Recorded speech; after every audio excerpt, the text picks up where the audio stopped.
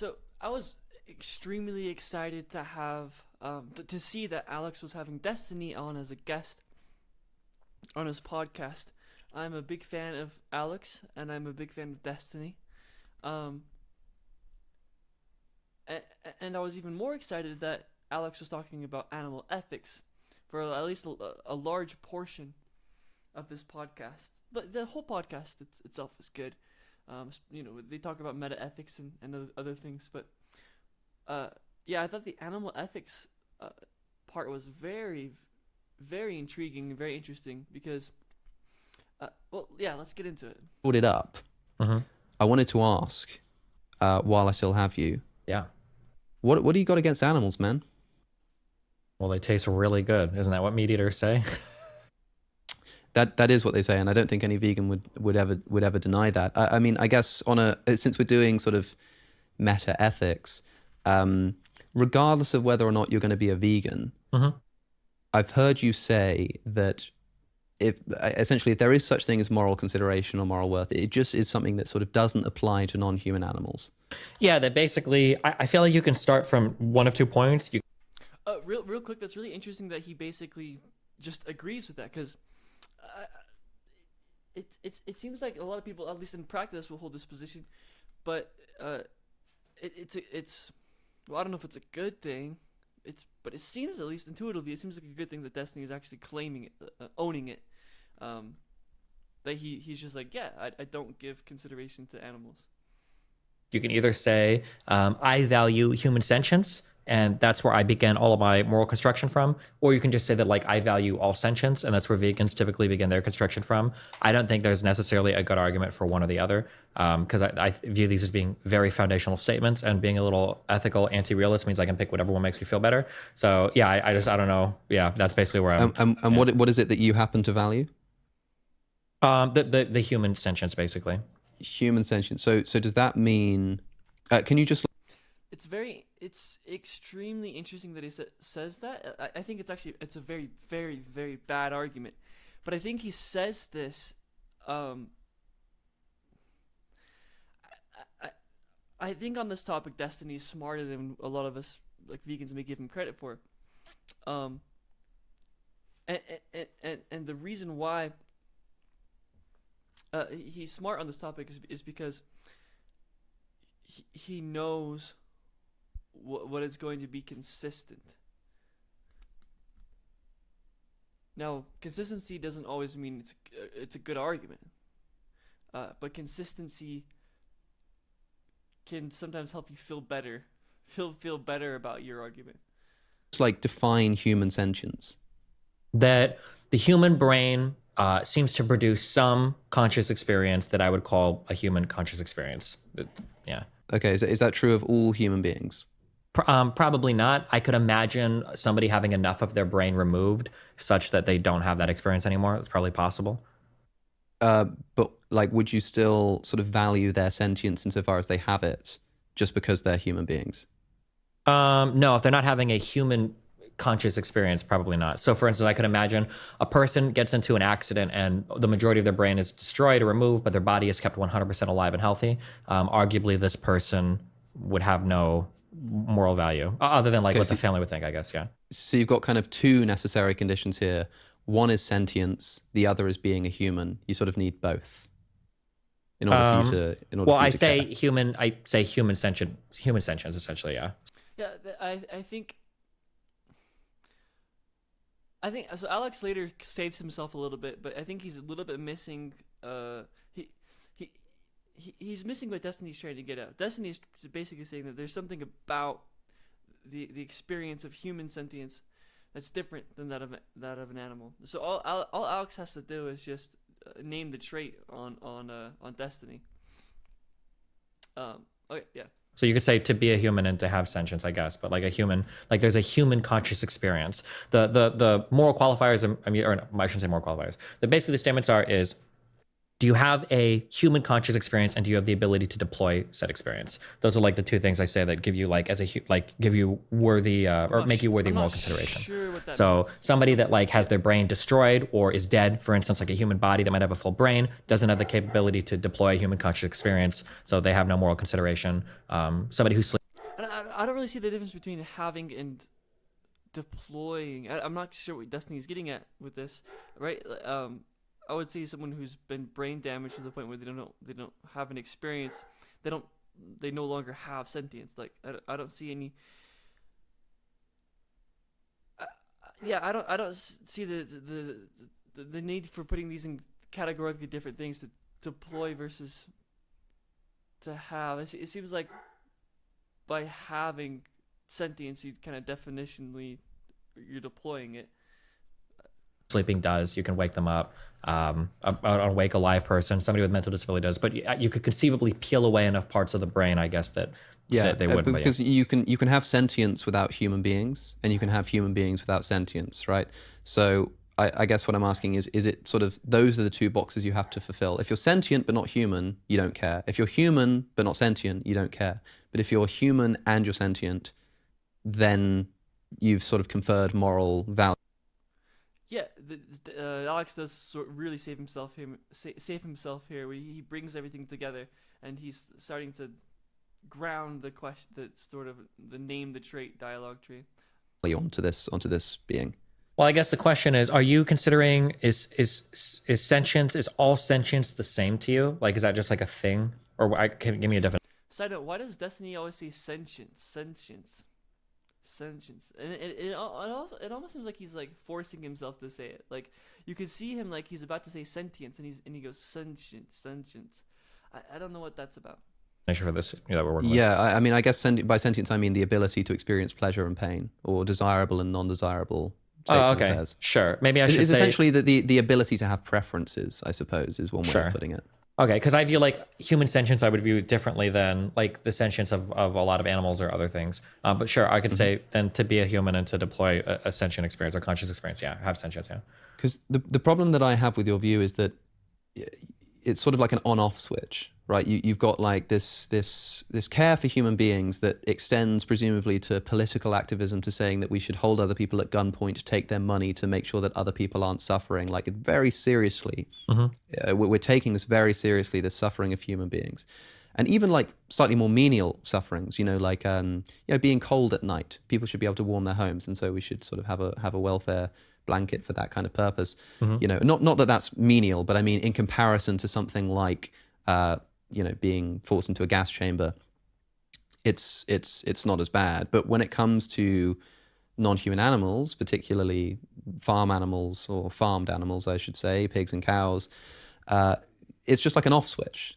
Is it just like there's just nothing, or is it sort of like, well, they have moral worth, they just have significantly less? Or in your view, is it just like these are sort of inanimate objects that you can do with as you please? Yeah, they're basically philosophical zombies to me. Yeah, I guess the question is like, what is the difference that makes the difference, right? So obviously, Destiny is saying that there's something about the human sentient experience.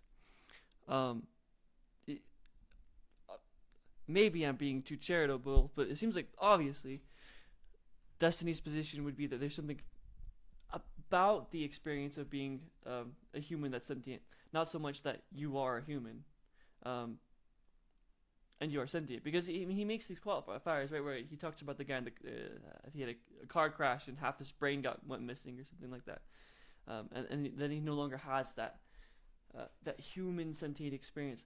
But what is it about that human sentient experience, right? So the question that Alex is asking about it being an on or off switch, it's like, well, obvious there's some sort of gradient area going on, and that's what Alex is trying to get with Destiny, I guess. Yeah.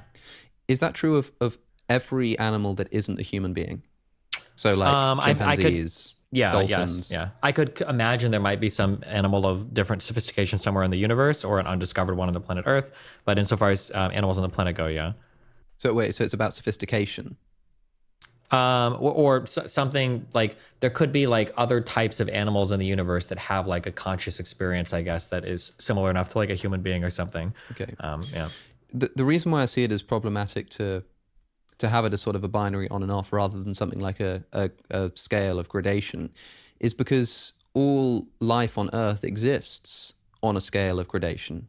That is, like, no species has ever given birth to a new species. So, of course, like, many animals have died in the history of planet Earth, but they all lived at some point. So, your parents were humans, their parents were humans, their parents were humans, their parents were humans. You go back a few 100,000 years, you've got different, this would be sort of pre-human, but there will be different species of humans at first, and then you go back far enough, a couple of 100,000 years, and you're looking at sort of apish creatures that are more resemble something like a chimpanzee than they do a modern Homo sapiens. And you go further back and you get to a fish, right? But there's no sort of like distinct boundary here.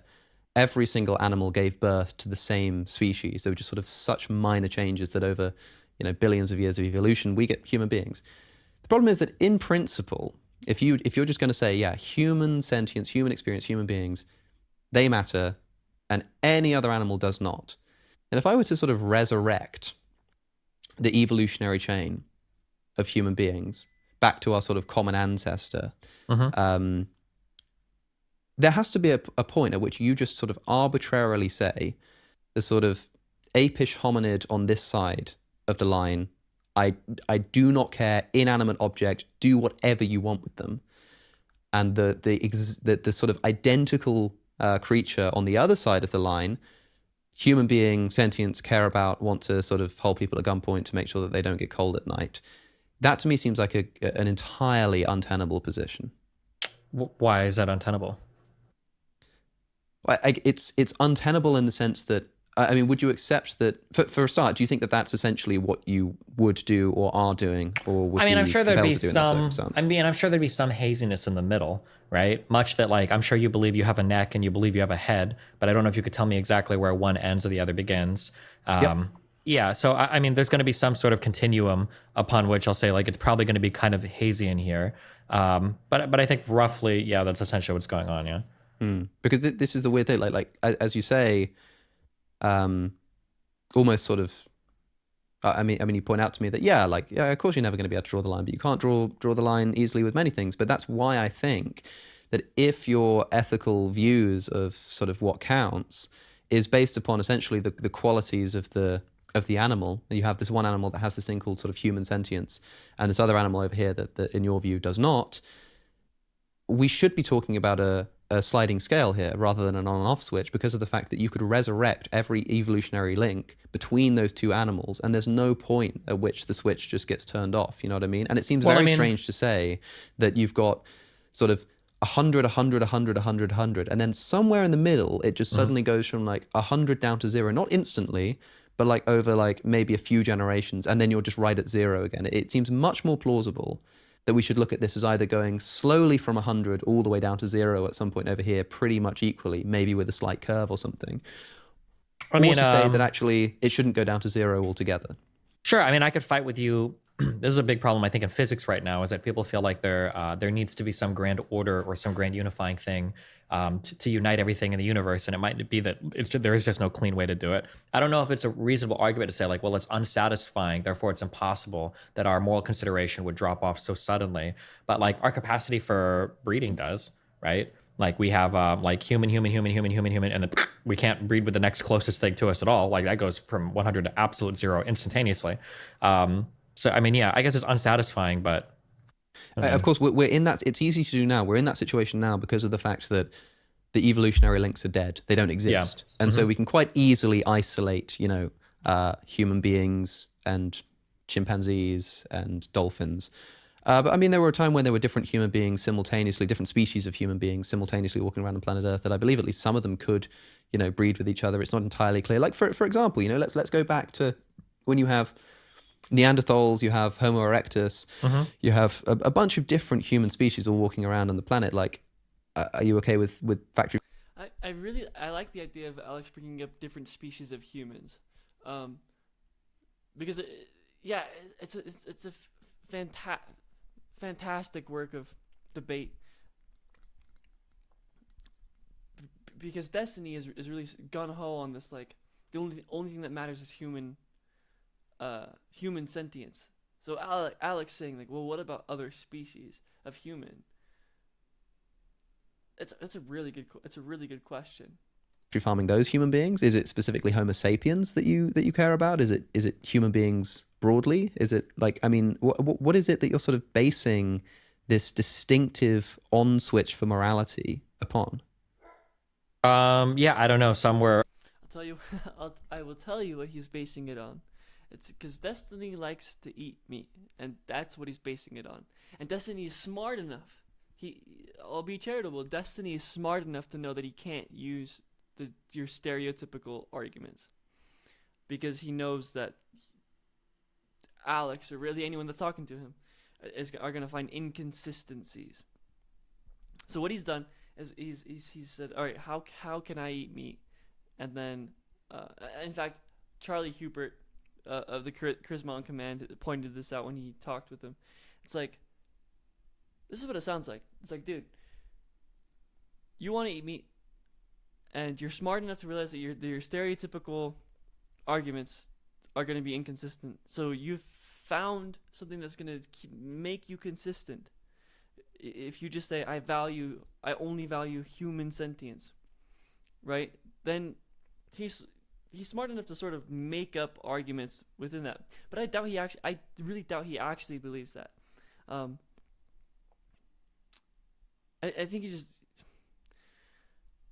I don't want to call him bad faith or anything like that. Pull the ask yourself card and call him a sophist, but yeah, I don't know. He might be. I think, yeah, he's smart. He's smart enough to realize that stereotypical arguments are not going to be consistent. So he's just made something up that's going to keep him consistent and then make him feel better about eating meat. Around human conscious experience, it's not going to be very satisfying. I don't know exactly if there were other types of humans that walk the earth. I think it would be pretty difficult to do it. But I don't think that a vegan justification of saying like, well, we ought to value all sentience. I mean, I feel like that's about as arbitrary. Like, why value the sentience of animals over like the existence of nature? Why not the grand, beautiful structure of a tree versus like the sentient mind? He does. Okay, so number one, he's saying really dumb stuff right now about valuing the. Okay, the reason he's saying it's arbitrary, is basically because you can really see it, anything's arbitrary. You can. Earlier on in the conversation, he's making ethical claims about what he thinks is good and what he thinks is bad, and now when it's affecting his actual choices, and he actually has to maybe feel bad about what he's doing, he just claims it's arbitrary. Right? It's arbitrary that I care about Destiny's suffering or care about Alex's suffering. It's mind of like an animal. Why ought one be valued over another? I feel like fundamentally it's all kind of a bit arbitrary. So potentially, but surely sort of valuing the sentience of a non-human is much closer to valuing the sentience of a human than it is to valuing something like the existence of nature. They're much closer to each other. I mean, so if I speak to someone like you who says, well, I actually do have this intuition that human beings matter, and I say, why is that? And you say, because they have this thing called human sentience. And I say, well, there's this thing that other animals have that's a bit like that, which would be like animal sentience, which I think maybe should count too. And you say, well, that's arbitrary, because why don't I care about, nature and the trees? I'm like, well, that's wildly different to the thing that we're talking about. I'm saying that there's something that seems very similar to what's going on in the human brain, in other human brains. And in fact, again, on an evolutionary trajectory, it wouldn't really make sense to say that the consciousness that evolved in human beings is just of a completely different kind and quality to the consciousness that evolved in other animals. Like, that just sort of doesn't make evolutionary sense. I mean, we can say it doesn't make evolutionary sense, but I mean, like, if you look at the progress of humans on... Dude, Destiny literally did the whole college frat bro in a dorm room. Yeah, bro, like, how do you even know that trees aren't like conscious, dude? It's like, what the? Bro, what's that? How can you tell that your sister is conscious, but you can't tell the trees aren't conscious, bro? They're like, dude, that's so dumb. I'll just say it's dumb. I don't.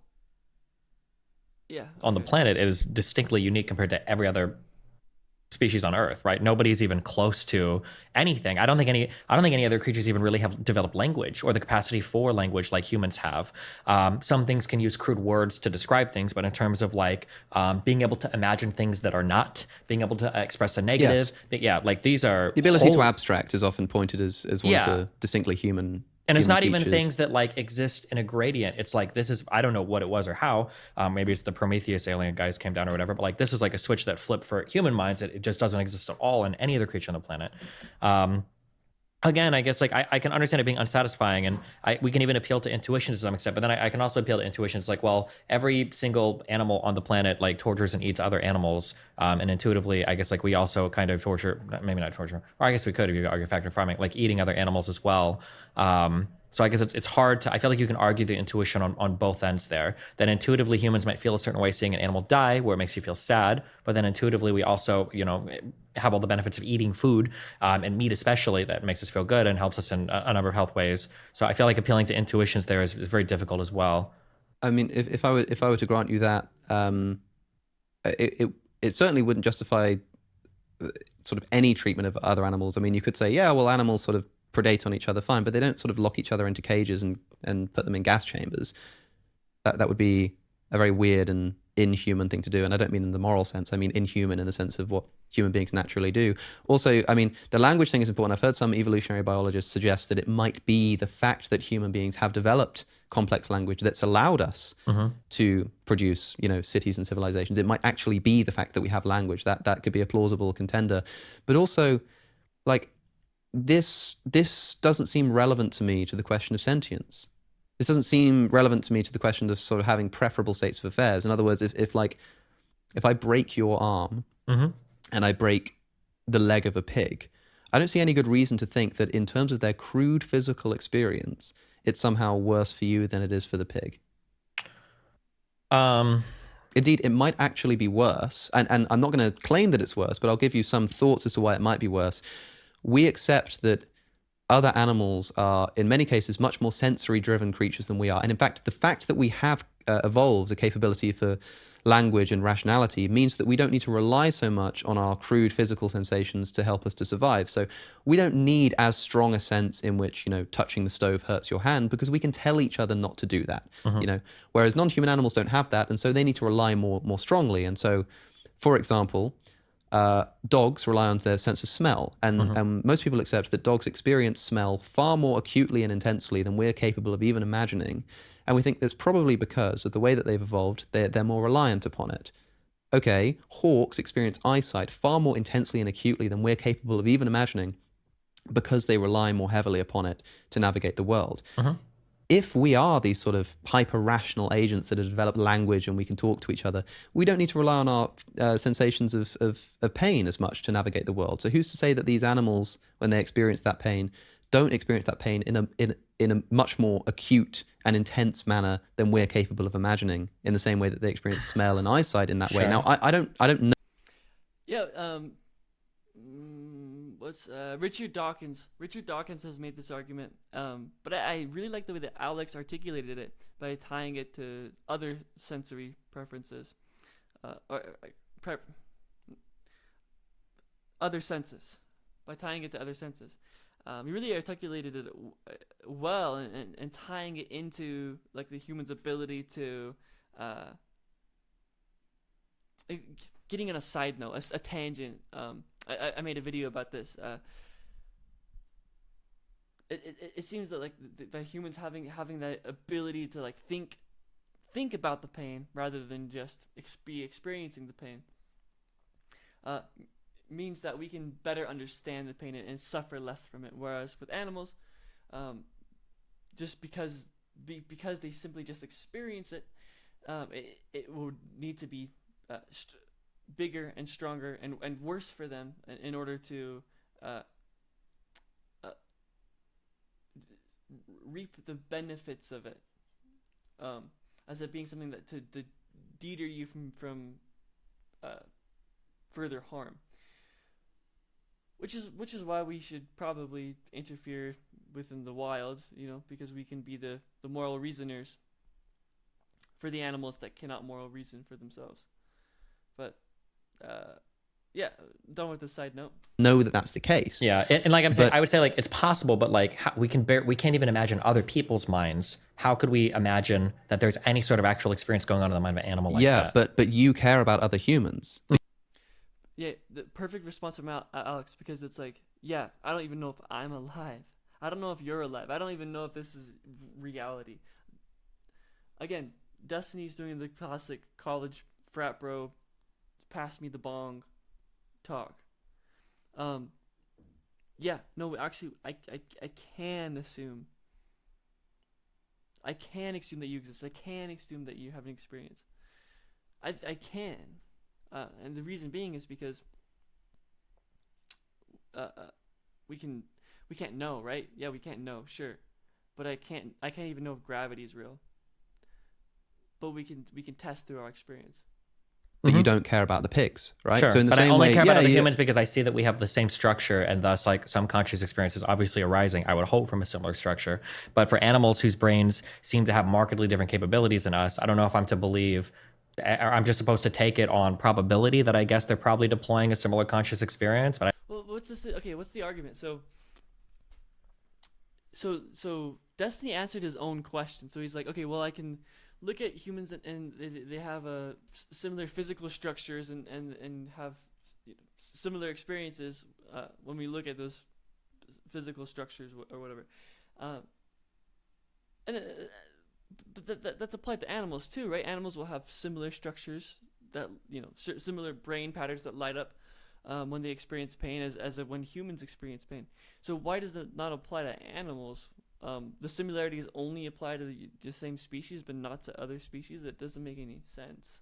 I have no reason to really believe that. Well, they have similar enough structures to think that when they exhibit signs that in human beings would indicate experience of severe physical pain, that they're feeling that too, right? Potentially. I mean, I could say that like insects exhibit similar behavior. Now, they don't typically possess all of the different structures of the brain. Some of them only have like a nervous system and that's it. But yeah, I guess I have a hard time buying the argument that like, well, our brains are kind of similar, and I know that we have markedly different capabilities, but we should probably just assume that animals have some sort of conscious. Different capabilities, okay, sure, but what about the same capabilities? When we're measuring the same, when it seems like something is experiencing pain, and it kind of checks the same boxes of pain as the human does. Why does, again, what's the argument that we should then if they're checking the same boxes, why is it that why is the species the thing that all of a sudden makes the difference?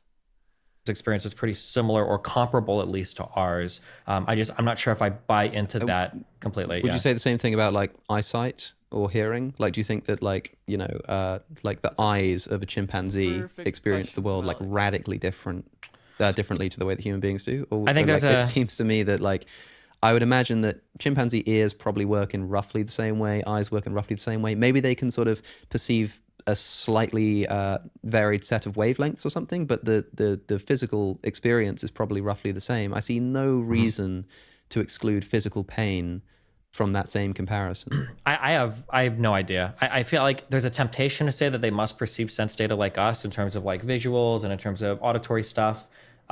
It's tempting to say that, but I don't know if there's like a compelling rational reason why you ought to accept that. That we just say, well, I mean, they look similar enough. It kind of appears similar to us. They have kind of sort of similar brains, so they must have the similar type of thing. It's not just how they look now, but also the origin. If we look at a sort of natural selection picture of the evolutionary development, and we say, well, we sort of have a rough idea of how our eyes evolved and how our ears evolved. You know, we can say why they evolved to different sort of environmental pressures and this kind of thing. And we can say, yeah, I mean, the same thing is true of chimpanzees.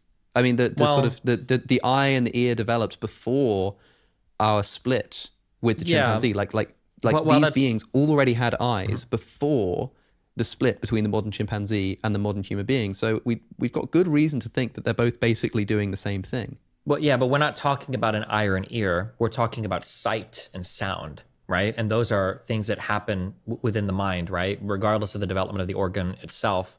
So to like again, like I'm sure we have a similar organ that is perceiving light in a certain way. Not, I shouldn't even say perception of light, that light hits it in a certain way and it has the capability to focus and unfocus on things.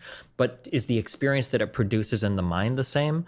I'm not sure. Are there animals, for instance, that are there animals that truly create music, for instance? That would be like a big sound thing. Now, I know we've got birds that kind of like sing songs, but like, are they truly creating like music, or is this like a heavily instinctual thing where it produces certain songs because it knows it'll get a mate?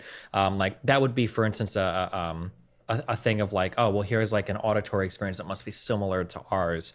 I mean, again, there's evidence that that may be, again, a product of their inability to produce the music. I mean, there's been research on this. I mean, you can watch videos on YouTube of animals listening to music. You can go and stand by like a field of cows and start like playing the trumpet, and they'll all just sort of converge and come and listen. Now, I have no idea how they're experiencing that music, but like when we're talking about the development of physical pain, which seems in almost all cases to have evolved as a way of saying, this is dangerous, this is harmful for you, so we're going to give you a negative experience that you would rather not be happening so that the organism avoids that, or gets away from it then and avoids it in future. Something that Destiny's missing, maybe he's not missing it and he's just trying to avoid it because he doesn't want to answer it, but it seems something that he's missing is, it's not, just because something has eyes, you have eyes, and then something else has eyes, doesn't mean the question that Alex is asking isn't are we seeing the same thing? It's basically just, are we seeing? That's the question, right? It's not so much can an animal hear music how we hear music. The question is, can they hear? That's the Sure. That is why we think pain evolved. That's why we think pain receptors exist, and why we think that sort of human beings are capable of having experiences that they'd rather not have. There is no... Again, even with the human context, talking about pain, different suffering is really relative to the person, right? Some things make some people suffer more. There's a book, I'm trying to remember basically this person argued that suffering is relative in that a person that gets the wrong colored car theoretically could experience the same amount of suffering as someone who is being tortured in the Holocaust. Extreme claim. It's interesting claim, but the idea is that suffering is not the same per person, right? So the question that Destiny's trying to answer is like, well, what's the argument that animal pain is the same as human pain? It was like, well, that's not really the question, right? It's simply the fact that they can feel pain, right? And they don't. The fact that it might be different, it might be more, it could be less. I think it's probably more pain that humans experience, but he's kind of missing the point here. No reason to think that the same thing is not true of other animals, especially when we share an evolutionary trajectory.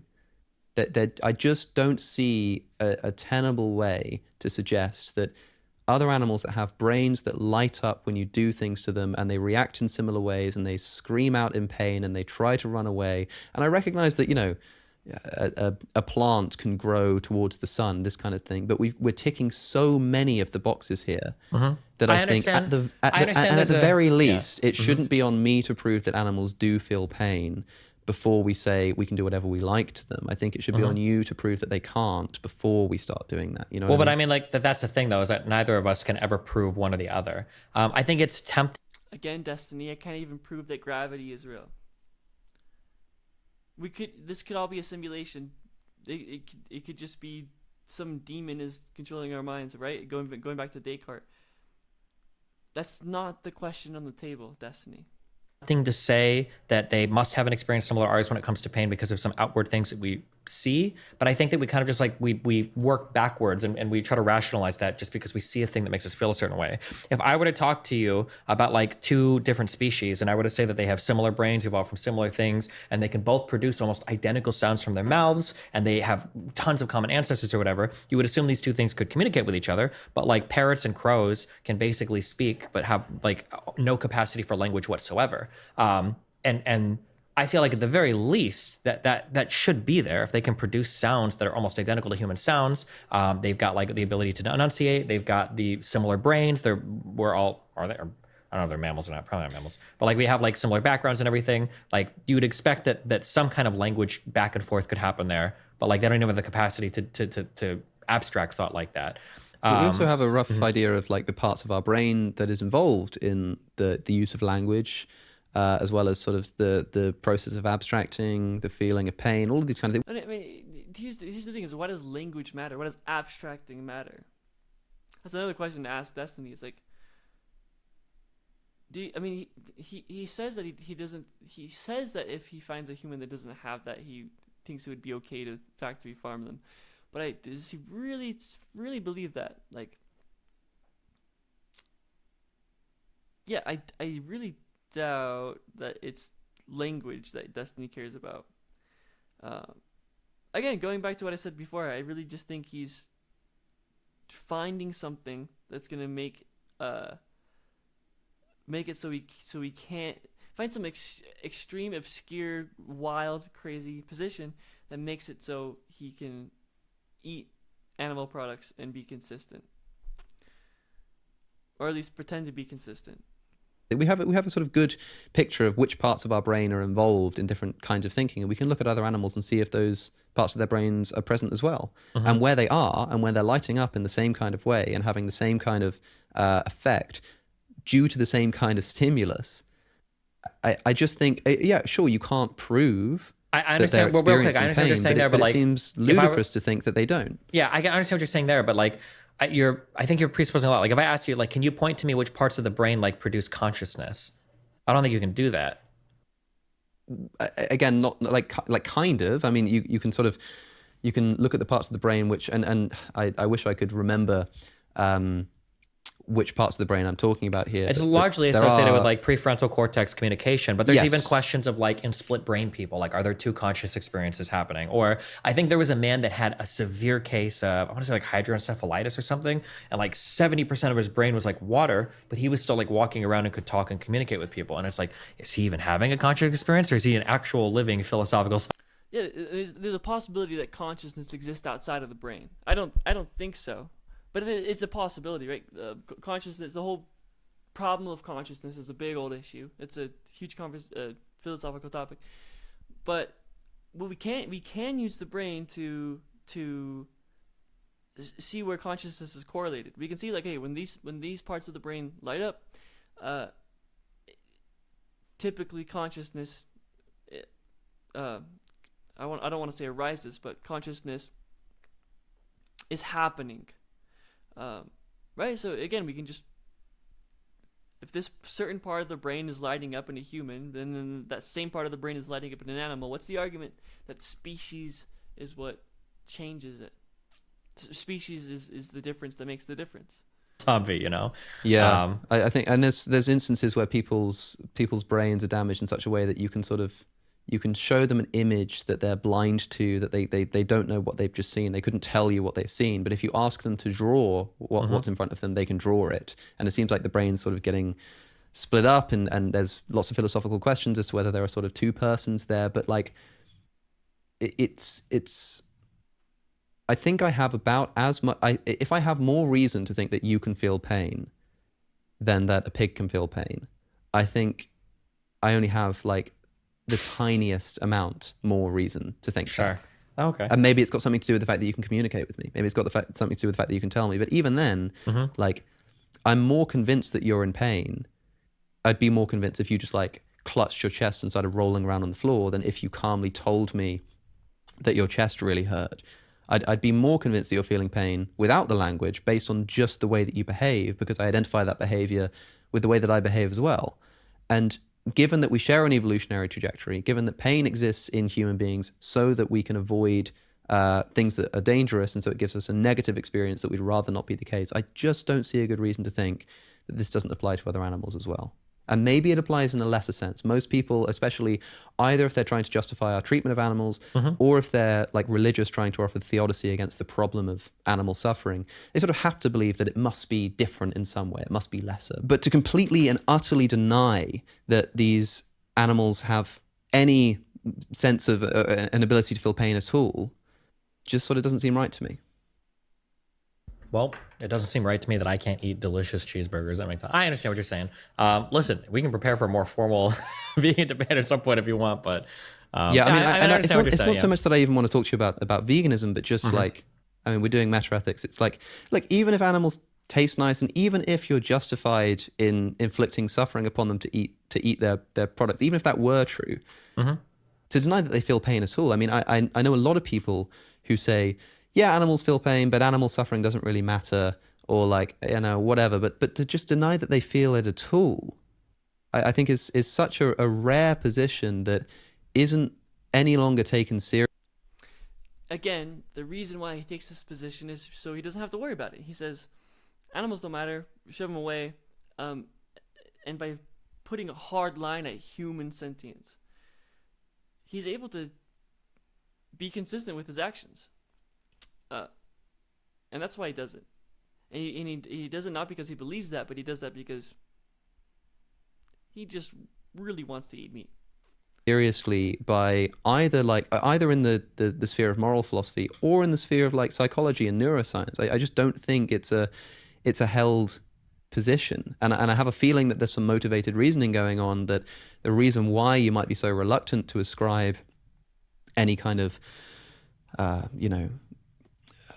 sentient experience to these animals, or to limit it so dramatically, is perhaps because it suits how you want to treat them, if you know what I mean.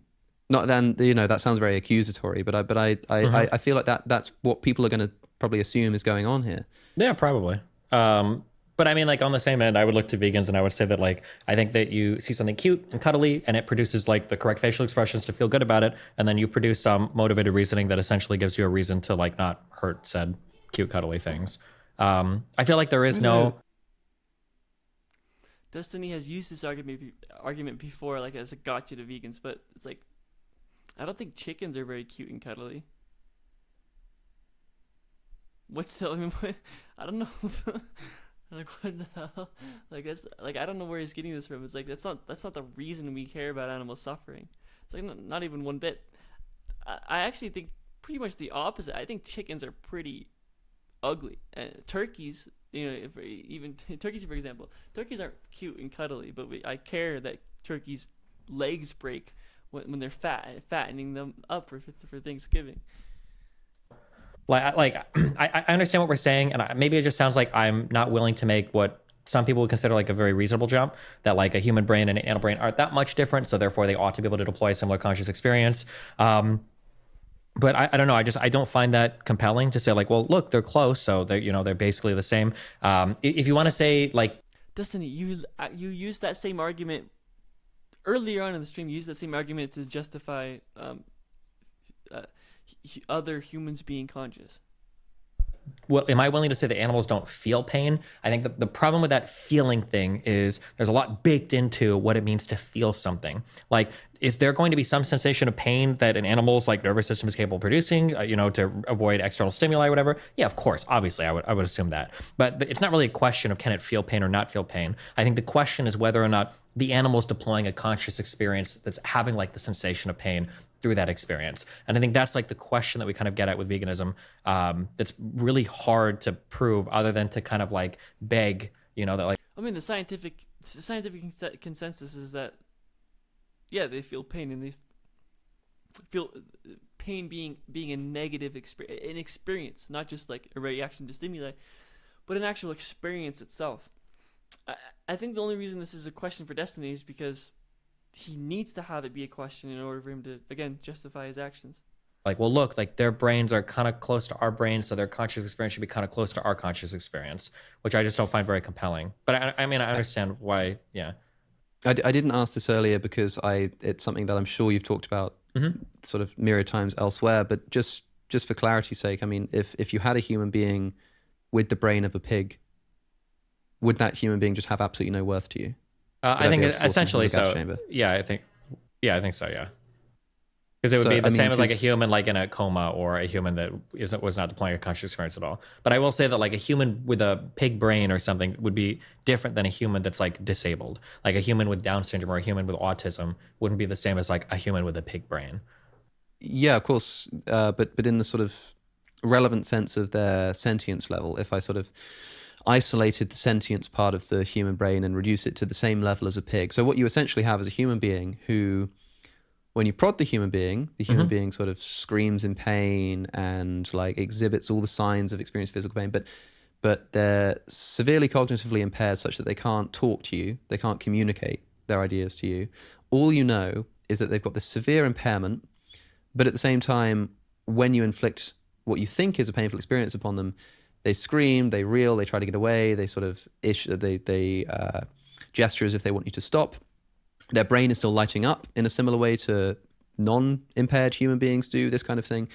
Would you just say, yeah, well, I mean, I know they're exhibiting all those signs, but like, I mean, you can't prove that they're feeling pain and they're so impaired that I'm just going to do literally whatever I want to them because they have zero moral worth at all. I mean, I understand you saying, maybe you'd like favor the well-being of other human beings, or maybe their moral worth would be lowered in your estimation or something. But to say that on these grounds, just nothing, just like a flat line in terms of your moral consideration. I mean, again, like the comparison of like horse brain and a human or something to impaired human being, I think are fundamentally different things. I think an impaired human being is an impaired human being. It's not a dog. Destiny's checking every single frat bro smoking in the dorm room boxes. Good Lord, oh gosh. Dog or a cat or a pig, right? The hypothetical, bro. It's like not the real world, bro. You can't. It's just a hypothetical, bro. You can't compare, bro. Would you say that like a person in your scale of moral consideration, would you consider like a healthy dog to have moral consideration than like a human with Down syndrome? Well, I'm not advocating ethics based on sort of level of human sentience? Cognitive comprehension or something like that. Because again, I don't think sentience, like a dog might be like more intelligent or something like that than a human being with a particular cognitive impairment, but I don't think that they're therefore like more sentient. You know what I mean? Sure. Yeah, I don't know if anything can be more or less sentient. I think it can. Yeah, I think something. Yeah, definitely. Like I'm surprised Alex didn't. Yeah, that's interesting because obviously, like, if something just experiences light, right? They know when it's light and when it's dark. I mean, they're sentient. But a human's gonna be a lot more sentient than that, right? Yeah, to say that sentience is either just on or off. I think sentience is on a spectrum for sure. Yeah, so going back, right? If you had a dog that had a higher degree of sentience than like some really mentally going back to Dusty's example, someone that is in a car crash and half their brain is missing, and they can barely sort of have really any experience. If the dog has the ability to have a higher experience than that human does, then yeah, obviously that dog has more value. I just think there are probably different types of sentient experiences. That'd be my guess. Or are you yeah? Like I think there's like the sentience, like the conscious experiences of like a human and a dog and a bat and a bird, like are all probably, my guess would be is that they're all quite different. But I mean, I don't know. I'm pretty agnostic towards it. I'm not sure. I mean, Thomas Nagel wrote a famous article called "What Is It Like to Be a Bat?" essentially concluding that there's just no way we could ever even hope to know what it's like to be a bat. Mm-hmm. It's not imagining yourself sort of in a bat's shoes, as it were, but imagining yourself as a bat, experiencing the world as a bat. He's like, it's just such an impenetrable area of experience that we will just never know what it's like. But it, I would actually bet it's actually the same. You don't even have to apply this to a bat. I really think if I experienced my life as Alex, or if Alex experienced his life as me, it would be like you're on acid. I think everyone lives such different lives that we don't even to even perceive life as me or life as Alex. We don't even have to apply it to a bat. We can apply it to different humans. it seems so radical to me, as I'm sure it will seem to most of the people listening, to say that there is absolutely no moral worth for these other animals, which again, if you were to reconstruct this evolutionary trajectory, you would just have to, along like somewhere between Homo sapiens and like some apish ancestor. So you just sort of have to randomly say like, sorry, buddy. Like imagine you're like God and you're deciding who gets into the afterlife, and you have this rule that human beings get to go to the afterlife. They get compensated for their suffering. All other animals do not. Sure. And you have this like chain of human beings. And at some point you have to just say to this guy like, sorry, mate, you're not coming in. And he says, but what is the difference between me and that person on the other side of the gate? And you have to say, nothing. There is literally no difference between you and that person in terms of your abilities. But look, man, I got to draw the line somewhere. And rather than say, okay, I'm going to let you in, but we're going to slowly start like lowering the stat. No. It's like off suddenly. It's completely arbitrary, as well as being probably completely unjust and unfair in that circumstance as well. Sure. I mean, you say unjust and unfair, which is, we're kind of begging the question. I mean, obviously, if you assume that they're just or fair, or unjust or unfair based on what we're granting sentience to. But I mean, like, yeah, obviously, I think my answers are pretty obvious, given that we just came off of like an hour and a half conversation on whether or not I can ever say a thing is like objectively right or wrong. So, I mean, yeah, I mean, that's, we also concluded that you can't say that the Earth orbits the sun, objectively speaking. True. That, yeah, if you want to be at some foundational level, I will be ultimately skeptic. But I mean, like, if I can't even say like human murder is objectively right or wrong, I don't think it's that surprising that I'm not going to enter an opinion on the similarities of animal consciousness and human consciousness to check for like rights or wrongs there as well, right? Do you still think it is wrong in some sense to like for me to torture another human being, right? Even if it's just like subjective or whatever, like you still think it's like wrong that I shouldn't do it, that you would vote against me doing so if there was some like way that I could ask for your opinion as to whether I do it or not? Yeah, probably. In some utilitarian sense, I'd probably say the same for an animal too, right? The type of human mind that would torture an animal is probably a very unhealthy human mind. There's probably going to be some natural inclination there that like, I think a normal healthy human mind likes puppies and likes kitties, and a human mind that's willing to torture or be, accepting of like extreme, like causing animals extreme pain would probably also inflict the same on humans as well, right? I mean, not necessarily, especially, I mean, maybe somebody thought that, but now they've listened to this conversation and they've heard what you say, and they say, oh, I can just draw a completely distinctive difference between humans and every single other animal. So yeah, I'm perfectly happy to go and, you know, torture dogs and vacuum seal cats in a bag, but I'm never going to do that to humans because I only care about humans, just like Stephen does. Well, listen, if the idea of torturing animals hurts you and bothers you so much by listening to me, then you should probably become a vegan. I mean, yeah. Like, I mean, that's the thing that the most irritating conversations I'll have are with people that seem to express a very emotionally strong reluctance to accept any sort of like animal killing for fun or whatever, but then they seem to be willing to eat meat, which I think that position is untenable. Right.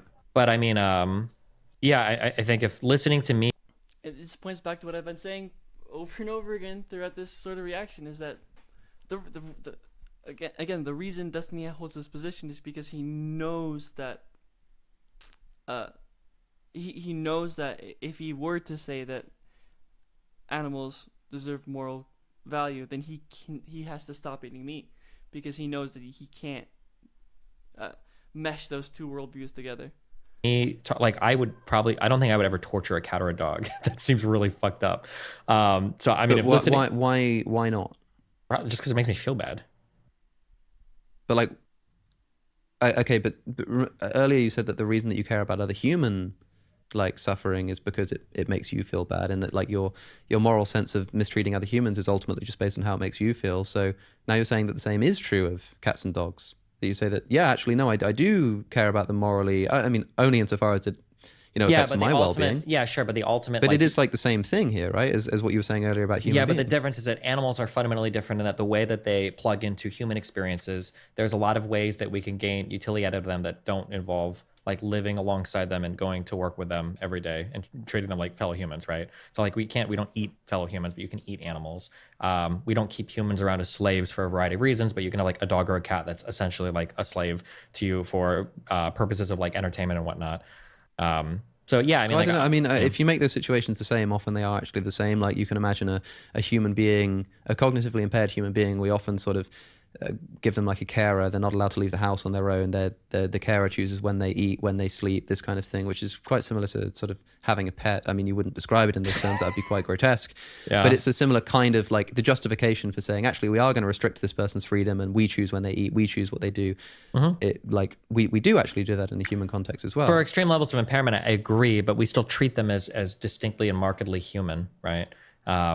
For a variety of reasons. I mean, you can go down very dark paths about eugenics or not treating mentally disabled people in a certain way, but there's obviously that's a whole other thing to go down. But yeah, I mean, like you said a moment ago, you know, if you're upset with torturing animals, you should be vegan. Maybe that's true.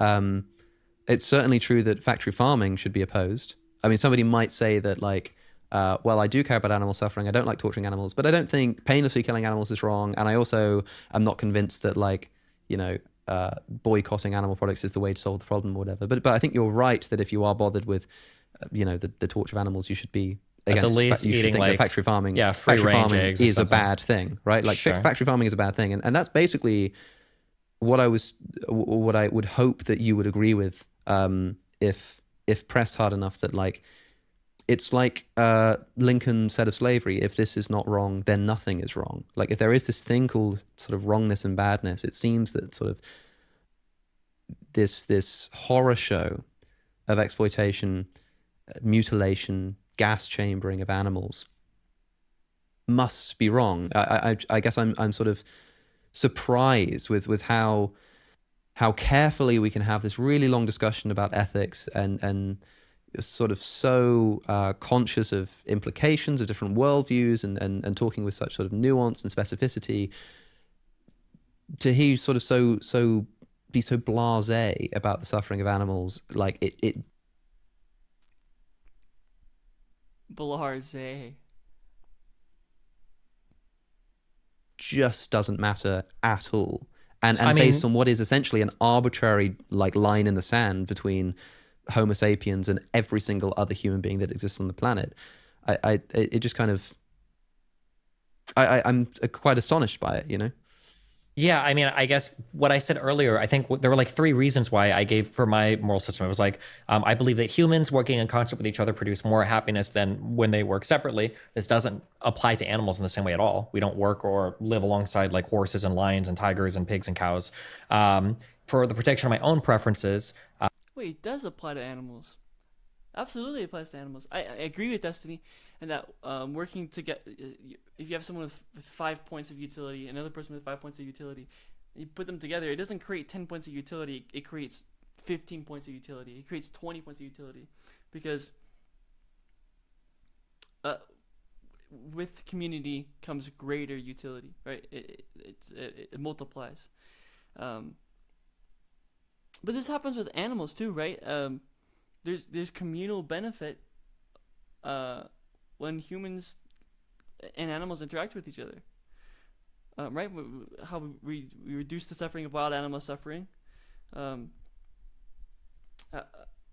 mean, I like to argue for pet ownership. I think pets have a communal benefit between the relationship between human and animal. I think you know the pet has maybe 5 utility, right? The human may have 10 utility, and together they create 20 utility points. I think this definitely happens with animals too. It's not just humans.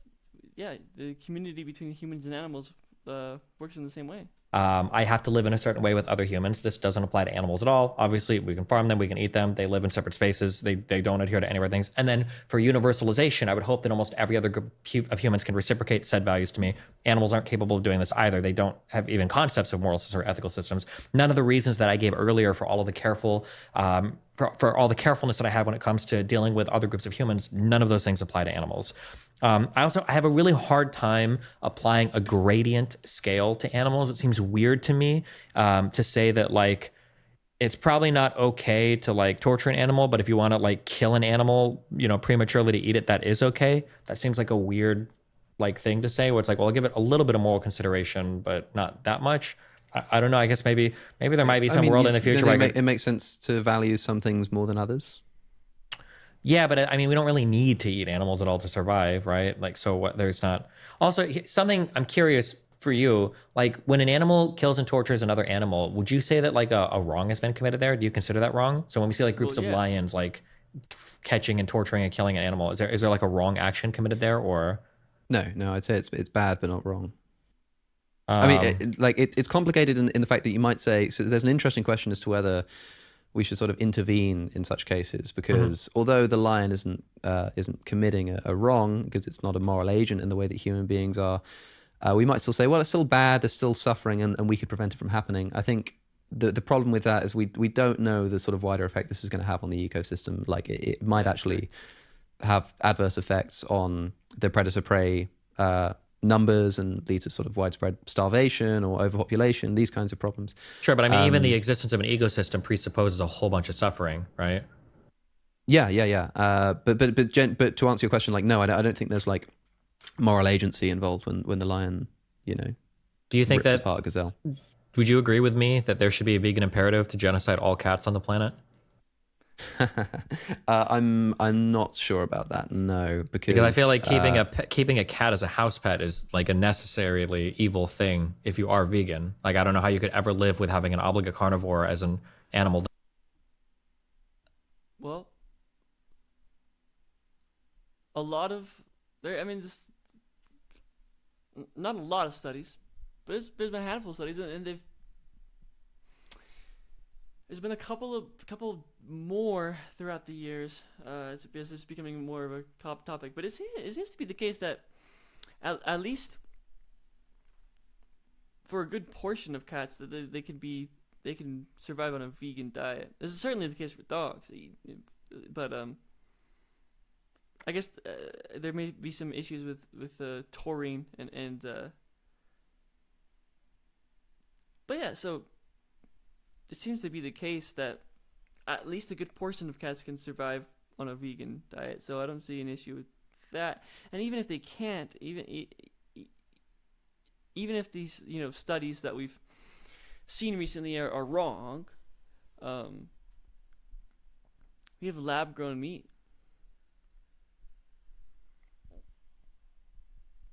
And it seems like a lot of these companies in California are getting approved. So that for recreation, like you should. Oh, sorry, I thought you were just talking about like pet ownership, the ethics. Oh no, you're talking about the fact that they have to eat meat. Yeah, I mean, I don't know what I think about that. I guess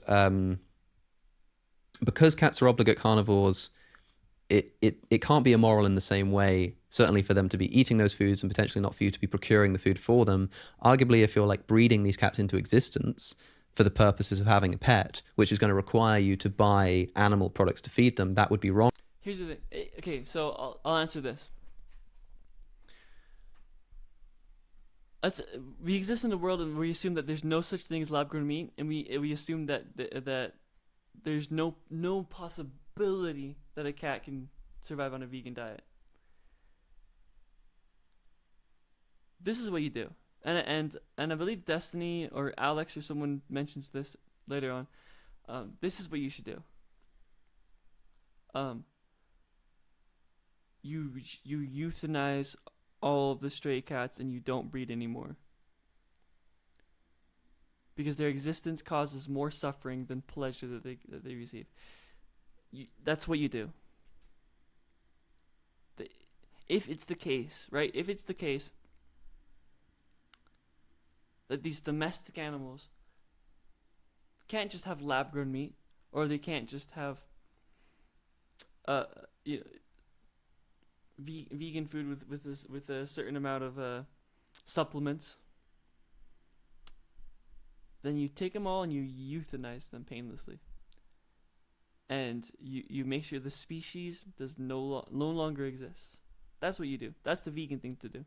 On a vegan worldview, but most vegans think that breeding animals into existence for pet ownership is wrong anyway, and that you should favor sort of rescue animals or stray cats. In which case, sure, but even for rescue animals, I feel like the moral choice then, like if I were to put it in any other context, imagine I could adopt little humans that only eat other humans. The moral thing would probably be to adopt the human and then kill it immediately, right? So that you can reduce the suffering, the necessary suffering you're causing by having other humans need to be eaten. Right. That's funny, because I was about to ask you the exact same thing, expecting that you'd have the opposite intuition, that if like, I don't know, if for some reason, like, I don't know, like in a human context, would we be willing to like euthanize a human being because their existence somehow causes necessarily the suffering and death of other human beings?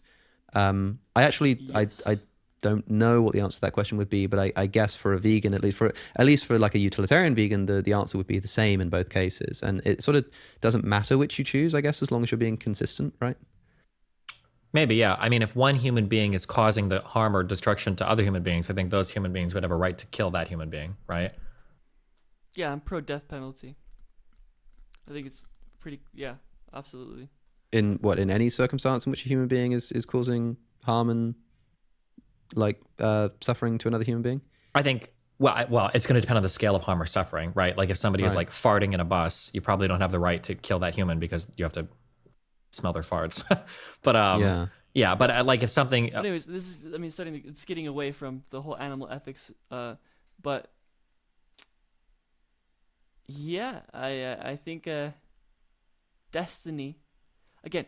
Destiny is smart enough to realize that if he gives moral consideration, I'm gonna make myself bigger. If he gives moral consideration to animals, then he has to stop eating meat, because he's smart enough to realize that it's not, those two different worldviews are not consistent with each other. So he makes up this view that only human sentience matters, and he puts a line in the sand, and he does this so he can be consistent.